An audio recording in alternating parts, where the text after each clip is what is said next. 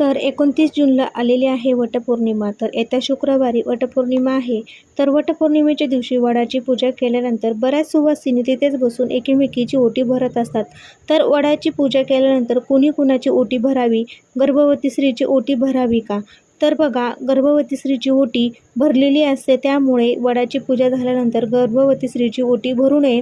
इतर स्त्रियांनी एकामेकीची ओटी भरली तर चालेल, पण गर्भवती स्त्रीची ओटी कोणी भरू नये. गर्भवती स्त्रीने दुसरीची ओटी भरली तर चालू शकते, पण गर्भवती स्त्रीची ओटी भरलेली असल्यामुळे तिची ओटी कुणी भरायची नाही.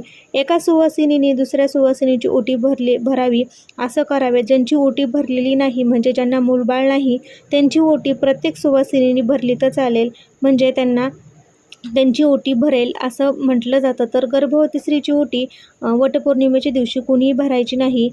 गर्भवती स्त्रीने दुसरीची ओटी भरायची आहे, पण तिची ओटी कोणत्याही स्त्रीने